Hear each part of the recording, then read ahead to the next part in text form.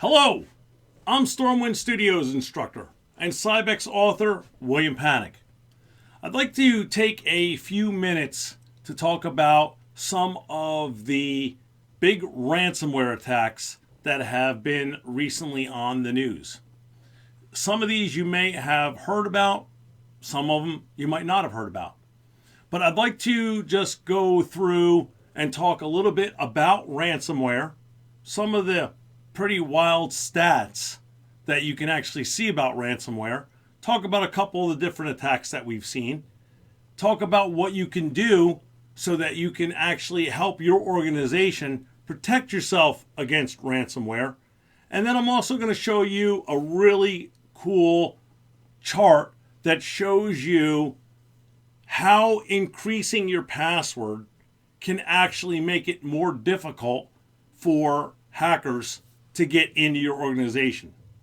So let's go ahead and let's take a look and talk about some of the different types of ransomware attacks that have been out there.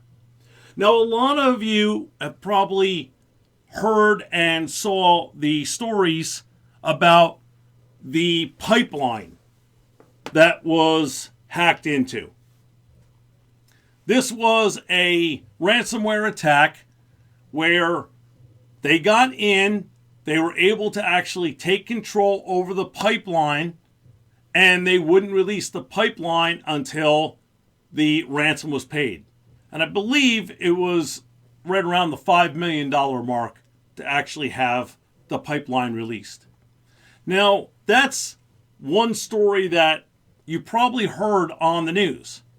But some of the things that you don't always hear about or see about are some of the really amazing facts that are out there. For example, in 2021, just the first half of 2021, there were over 304 million ransomware attacks globally. 80% of organizations were hit by some form of ransomware attack in 2021. Experts actually estimate that a ransomware attack takes place every 11 seconds. That was off of numbers for 2021. In 2021, there were a record-breaking number of ransomware attacks that took place in Q3. Believe it or not, there were over 190 million ransomware attacks just in Q3 of 2021. But here is the one stat that is probably most alarming to us in IT. 46% of the attacks happened because an employee downloaded some type of malicious code or application that allowed the attack to take place. So one of the important things, and we'll talk about it in a couple moments, training your users is probably one of the best ways to protect your organization against ransomware. A lot of us will put all kinds of different types of firewalls, intrusion detection systems, intrusion prevention systems. And those are all great. Multifactor authentication. Those are all terrific. But if we go through all of that and then one of our users ends up clicking on a application that turns out to be a Trojan horse, where more or less you have a hacker that's going to be able to use that connection to get on your network, all of that work and effort that you put into could literally be for nothing. Now, as an IT director, one thing I always kept in the back of my mind, and it's a very important thing to always remember, your end users are not, and they don't have to be as computer savvy as we do. I mean, that's what our job is. It's our job to actually work on the network, work on our servers, work on cybersecurity. But if a salesperson's primary job is sales, yes, they use a computer to help them do their job, but they're not going to be as computer savvy as us. So it's really important that you always keep that in the back of your mind, because I've seen IT people over the years who get very angry with users. Unfortunately, it's not their fault. Part of our job in IT is to actually help train our users so that these types of things don't happen. And we'll talk about some of the things that you can do to train your users to hopefully help it so that you don't get hit with a ransomware attack because someone clicked on an email or clicked on something that they weren't supposed to. Now, one of the big attacks that has already happened in 2022 was when the ransomware group Lapsus actually went after OKTA. Now, I've heard that pronounced different ways. All right. So, I always have pronounced it as OKTA, but so they are a large organization in San Francisco, and their primary business is really security. And one of the things that they do, and a lot of companies actually use them for, is multi-factor authentication. Now, in the end of January, beginning of February, they were actually attacked by the ransom group Lapsus. Now, here's the amazing thing about it. They were able to do the attack by using the default username and password. Now, if you didn't hear about this attack, it was kind of a crazy story on how this happened. Believe it or not, Lapsus went out and took a screenshot of their database, and they put it onto their page. And they showed that they had achieved the hack and gotten into OKTA's database system. A couple days later, it had been removed. Now, OKTA states, and it depends on what you read, because I've read different articles out there about the attack. Depending on what you read, some of them say that it was a minor attack. They didn't really grab pertinent information. They weren't able to get a lot of stuff out of the actual database. And then I've read some stories that say that it was a pretty good attack and they got a lot of information out of the database for OKTA. So it really just depends on, I guess, who's telling the story and what you're reading. But it doesn't really matter, because the point is, no one debates if they got hacked or not. They did. So it doesn't matter if it was a minor hack and they caught it quickly, or it was a major hack and a lot of stuff was taken out of the database. Either way, they were hacked. So this is what we are trying to protect against. We're trying to make sure, if possible, that we don't get attacked at all. Now, another attack that happened by the same group was an attack that they actually put against NVIDIA. Now, NVIDIA, I guess you can say they were a little upset about the attack, because NVIDIA, believe it or not, actually retaliated and actually did a retaliatory strike against Lapsus. They went in and they actually, by using their chips and their proprietary information, they were actually able to turn the attack around, and they did an actual strike against lapses. Now again, here's the thing. It doesn't matter how bad the attack was. It doesn't matter that they actually were able to even turn the attack around and strike against lapses. Again, here's a hack. Ransomware was used, and that is what we're trying to defend against. Now, in most of these types of attacks, obviously with OKTA, using a default username and password is not something that should still be even common today. And most of the times when we hear about these types of things, we honestly think to ourselves, really? You didn't change the defaults. So one of the things that you want to make sure you do, it's one of the most important things that you can do. Train your users. Now, training your users can go beyond just your network. And the great thing is, if you train your users and do it in a way, you can actually not only help protect your organization, you can actually help protect your end users, even when they're at home. A popular attack that happened in 2021.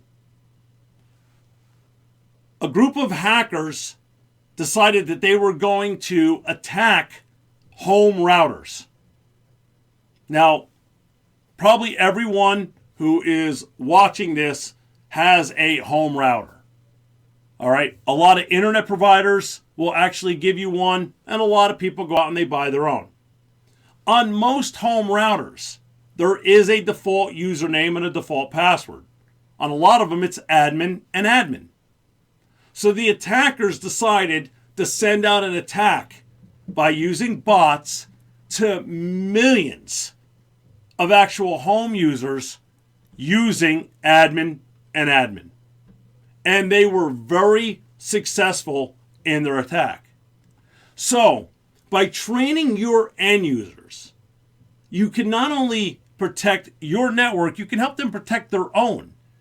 And end users are always grateful when if I can teach you something that helps you not only protect us in the organization, but also helps you protect you and your own family on your own network, trust me, they're definitely going to listen to what you say, and hopefully they're going to actually make the changes that you recommend. Because in today's day, a lot of us work from home.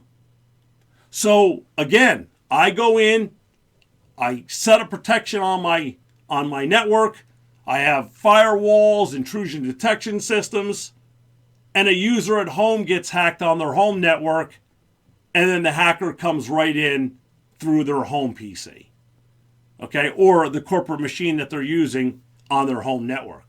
So training your users is twofold. It not only can help you, it can help them, and in turn, also protect your own network again. Now, it's very important to make sure that you teach your users and even people in IT, especially if you have junior people in IT, teach them to instantly change the default username and password as soon as you get the piece of equipment. Get away from using those defaults. You can go out online right now and look up any router and most likely find what the default username and what the default password is. You gotta get your IT people and your end users to move away from that. Also, one of the big things that you can do, monitor your network. This is a step that a lot of IT departments don't do. Keep an eye on your network. Make sure that you are watching to see, do I have malicious actors on my network? Am I seeing traffic that just doesn't look right? Make sure you go out of your way and not only train your users, change those usernames and passwords, keep an eye on the network. Now, one thing I want to show, and this is a really it really is a very interesting chart. I found this online through a cybersecurity organization, and they were talking about password lengths, and by determining if you're going to be using numbers, letters, special characters, and the length, how much things actually would change and how hard it would become to hack into an account. So if you look at, I'm primarily just focusing in on the actual section here that talks about the using numbers, uppercase, lowercase, special characters. Now, if you look at starting at, we'll just say, let's look at 8. If you have an 8-character password right here, and it uses uppercase, lowercase, special characters, normally a hacker, if they know what they're doing, it can take them literally 39 minutes to hack the account. But look at how things start to jump by just adding more characters. If I go to 9 characters, we're now looking at 2 days. But then it really starts to jump. When we go to 10 characters, we're now looking at 3 years. 11 characters, 34 years. So what this actually shows you, especially once you get beyond a certain point, and the main point here is normally jumping between 9 to 10 and then really 10 to 11. But when I go from a 9-character password, which could take 2 days to hack, to a 10-character password, which could take 3 years to hack, you can see how much of a difference it is by just adding some additional characters to the actual length of your password. And as you continue to go up, you'll even see 12 years, it's 12 characters, it's 3,000 years. I mean, you really start seeing how much more. Now, obviously, it also depends on what the characters are. You could be using uppercase, lowercase, special characters, and it could be password. And what I mean by that is, you can have something like PASSWORD, and then maybe even throw in a couple extra characters. All right. Now, at this point, we're looking at an 8-character password. So let's just say we added 2 more numbers to it to make it a 10-character password. This type of password's not going to fall under the same chart, because on a lot of password cracking software, those types of packages specifically go after passwords that use common phrases. For example, a very popular one is the top line of your keyboard. This is something where people think that they're getting sneaky, because who's ever going to basically figure out that word? Well, it's not a word. It's just the top line of the keyboard. So, even though this chart shows about what a dramatic change it could be from going from 9 to 10 to 11 characters, the password itself still, if you want to get the most protection, has to be something other than just password in a different way, or the top line of your keyboard but just altered in a different way. Because most of these password crackers are going to be attempting every possible way to put in password and every possible way to put in the top line of the keyboard. One of the things that I personally always like to do is every year online, a lot of different magazines and companies, will put out a list of the most common passwords and how long it took to hack those passwords out on the internet. Normally, I find a list You go with top 50, maybe top 100. I normally copy that entire list, put it in an email, and send it out to everyone in the company. And I basically say, if you are using one of these passwords, they're the top 100 most heavily hacked passwords, and it shows you the amount of time it takes to hack them, and it's not a lot. So when you look at a chart like this, it's an excellent thing to see, because again, it's going to really show you a dramatic change when you actually make your passwords longer. But again, it really is going to depend on the words or the characters that you're using. So teach your users, don't use common passwords. Don't use parts of the keyboard. Come up with a unique phrase. Come up with a unique password. Make it at least 11 or 12 characters long. Make sure it's got uppercase, lowercase, numbers, special characters. Teach your users that if they want to put on a password and they want to use uppercase and lowercase, don't uppercase the very first character. Most password cracking software knows that most people, when they put a capitalization on their password, it's the very first character. Make it so that, for example, now I'm going to use the word password even though that's not what we want to use, but just to kind of explain what I'm talking about, instead of a capital P, maybe make it a lowercase p and then a capital A in password. Now again, obviously do not use any form of this password. But I'm just showing that don't always just capitalize the first character. Because again, most hackers understand that this is the way it's done. And you want to do everything that you possibly can so that you make it as hard as possible for your organization to be hack-proof. And finally, one of the best things that you can implement is multi-factor authentication.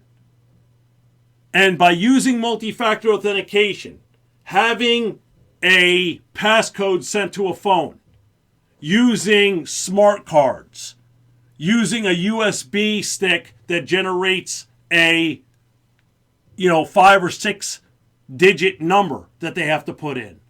These are very hard encryptions to break because the hacker has to also have one of those multi-factor authentication devices, and it has to be recognized by your organization.